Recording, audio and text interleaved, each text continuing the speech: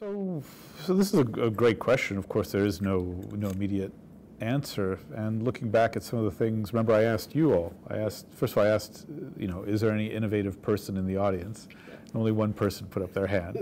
So they're probably more shy people. They're probably both shy and innovative. I have to think that they're quite innovative. But some of these were what we wrote down. They don't follow rules. They're fun. They accept failure. They're risk takers, out-of-the-box thinkers. But then they also talked about they're people who practice. They practice over and over again what they're doing. They're left-handed, somebody said. They like challenges. They're designers. They're tinkerers. They have curiosity, but yet they're analytic. They're able to collaborate. Yes, these are all characteristics of people that are innovative. But what we also came to understand is that that's not enough to succeed. That these characteristics don't make a Silicon Valley. They don't make a Research Triangle Park. They need to be added with characteristics of organized, doers, producers. And the lesson of that is that the innovation district, the place where ideas are born, is a place that has a whole variety of people. And the innovators are just one small part of the mix.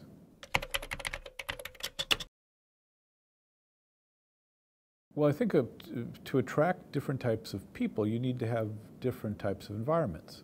It's just like nature.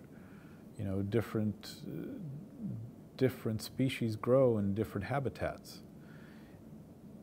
The great challenge and the great answer of cities is to be able to provide a variety of habitats for people within the same general geographic area. I mean, One North, for instance, is what we said 200 hectares? Yeah. Well, that's big enough to have a huge variety of places to live, places to work, places to stroll, places to meet other people, different types of workspaces. But the mix is necessary. Having that heterogeneous mix of places where you can find the niche that really appeals to you and makes you comfortable and makes you be the best at, lets you be the best at what you do.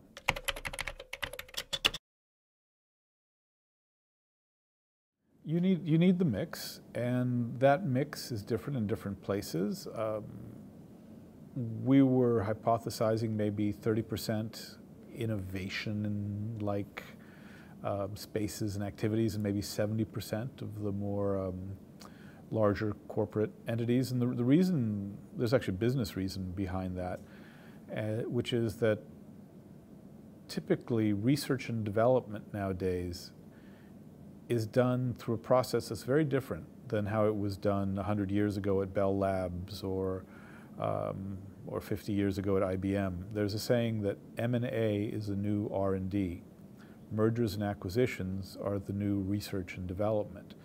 So the upstarts want to grow their idea in proximity and in view of the established titans, because most likely for their idea to grow or have a chance to grow, they're going to be bought or licensed by a larger entity.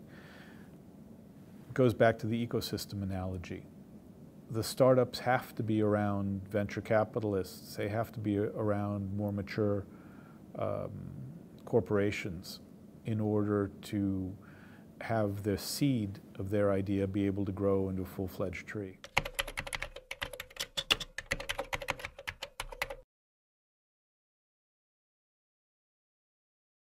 Well, the necessary ingredients to create such streets are such people. Go back to that. Innovation districts don't innovate, people innovate. So how you both attract people and keep people is the key to the success of any innovation district.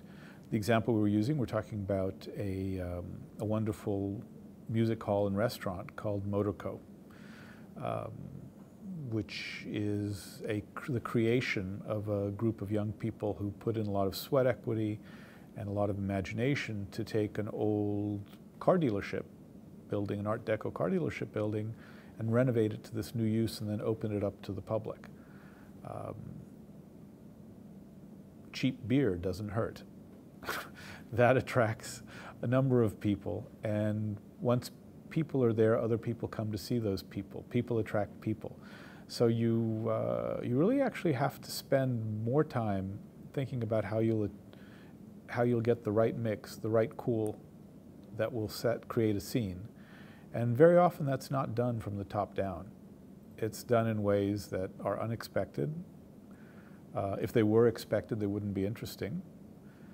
And they're done by people who want to prove a point and want to create an environment. So I can't emphasize enough how important it is to remove the barriers, whether they're regulations or spatial barriers or economic barriers, to people who want to change the world, but they're willing to focus on one small corner of it. And these are the people that create character in a place. Well, you said the word rents. The minute you charge high rent, you immediately get rid of 99% of your best chances at creating character. In our development in Durham, we know this, and we know that if we charge market rents for the retail at the base of the building, the only ones who will afford it is Chase Bank or Dunkin' Donuts, neither of which will give much to the character of the space. Not only that, every developer on planet Earth is going after Chase Bank and Dunkin' Donuts or any chain credit tenant. So your space is likely to stay empty for a long time until they get around to leasing you. So either of those conditions is fatal to the character of a neighborhood. Empty space or an awful, awful sameness. How do you get around that? You lower the rent. You have to charge below market rent for the retail, but the retail is only a small portion of the building. You can cover for that by charging slightly above market rent for the more corporate uses that might go on above. It's a balance. There's no exact recipe. It's a dynamic tension, call it, between those two. But I think buildings in research areas should be global on top, local on the bottom. And to be local on the bottom, you've got to have below market rent, which allows local people to try things out.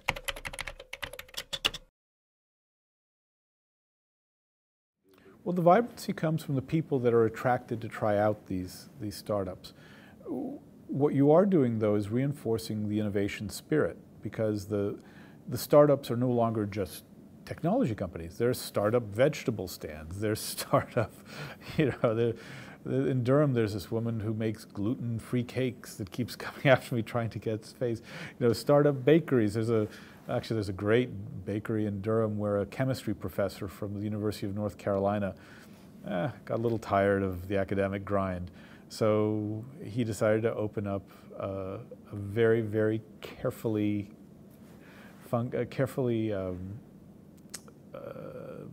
constituted bakery using all his chemistry knowledge. And it's fantastic. But, it's a crazy idea otherwise. But you see what I mean? You want to give scope to innovation, not just in what's eventually going to become the next Facebook, but you want to give scope for innovation as to what's going to become the next baguette. I think they recognize risk-taking, not following the rules, creating your idea where ideas, but they recognize it in every level of a kind of a daily human interaction.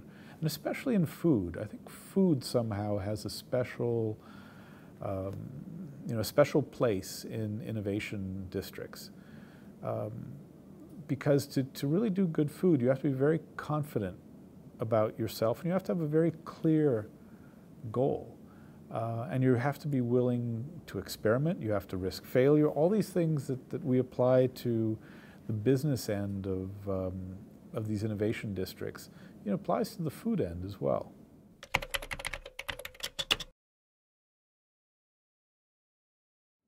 I think it is a percent of the population thing. I think in any given population, whether they're Singaporeans or Californians or Eskimos, A certain number of the people are risk takers, a certain percent, and a certain number of the people are followers and doers in other ways. So in terms of Singapore, which is a very rules-based society, a very caring and social society, I think there is enormous innovation. It simply has to come out in a context that's appropriate to Singapore. And I'll say it again, I think food has a central place in Singapore's heart. And I would bet that some of the greatest innovations might come right here from some young people that you never expected.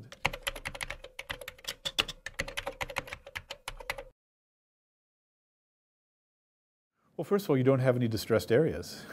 I mean, because of your very, very careful control of land, you never let land go to zero. You never let a factory become derelict and abandoned and all the windows broken and the land just, people walking away from their land because it doesn't have income, they don't want to pay. No, you're very careful about this. So in the workshop, a young woman, I think Erin was her name, came up with, was talking about the rust belt and so we came up with this notion of the synthetic rust belt. You have to, in Singapore, you have to create these conditions out of the assets that you have. And it's much more, it's probably the largest hurdle in terms of your regulations and your overall setup is how can you recreate these conditions of low to no land cost for people who are willing to take a chance at something new, who repurpose an asset. That's at the heart of real estate innovation, of land innovation, is how to take something that used to be a factory and turn it into an art gallery, for instance, or there are many more mundane examples, but it's seeing something that nobody else sees in a building or a piece of land. You just have to do it under the condition in Singapore where that land hasn't gotten, where there are other claims on that land, other uses that could go there. But somehow it'll be up to the innovator, to the entrepreneur in Singapore to make their vision more compelling than the business as usual model.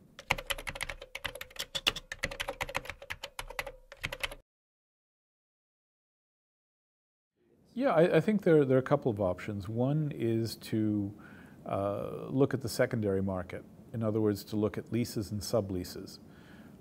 There are many spaces in Singapore, as well functioning as it is, that maybe are sunset industries, that maybe are at the tail end of a 30-year lease. Maybe they have 5 years left, let's say, and they're not using 100% of the space at 100% capacity. That's an example of an opportunity. The building on the outside might be beautifully maintained, and you would have no idea that inside it's not being used to its full potential. So yes, I think there are places to find those opportunities here. The other thing to look at in new construction is to not overdo it. Instead of scruffy, you can have plain here. Okay, so fine, you don't like scruffy, but you also tend to fit out buildings to the nines. I mean, look at Fusionopolis, where we were. I mean, every detail has been designed, everything is kind of... the problem with that is that it fixes things in a certain orientation, direction, use. If you stopped earlier, if you stopped at the concrete shell, or maybe you had just a plain curtain wall in front, leave it there, and then let someone come in and fit it out themselves. Give them credit for sweat equity, reduce the rent, find a new balance. But don't take it too far. Leave it for the innovator to complete. And that can reflect their view of the world, what they think might succeed. Exactly. I think actually Singapore has a pretty sizable inventory of these sort of 70s concrete box factories, like you said, that on the outside they look like they're full and they look like they're working, but when you go sort of knocking door to door and you look in, there's a lot of space available there. And these are the places that I think are going to be colonized first. And it's not going to be immediately visible.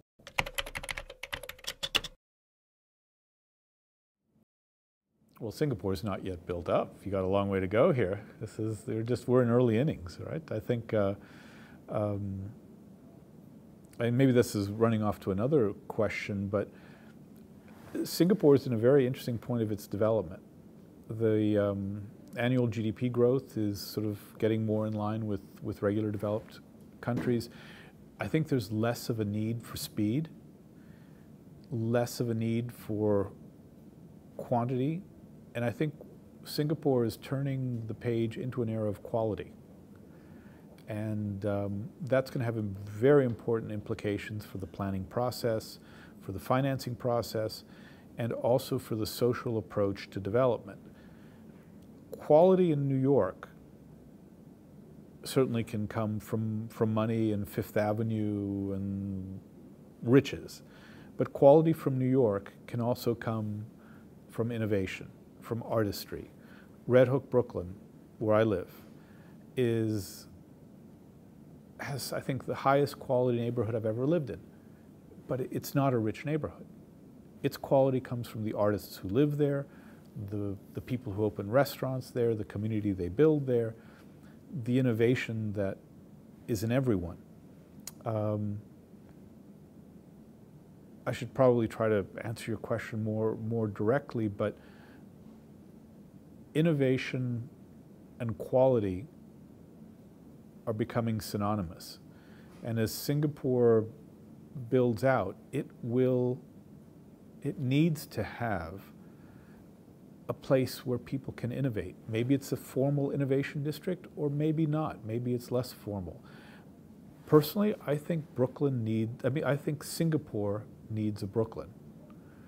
You know, I really do. I think Singapore needs a Brooklyn, needs a part of town where people can be fully creative, fully innovative, in ways that can't be imagined ahead of time.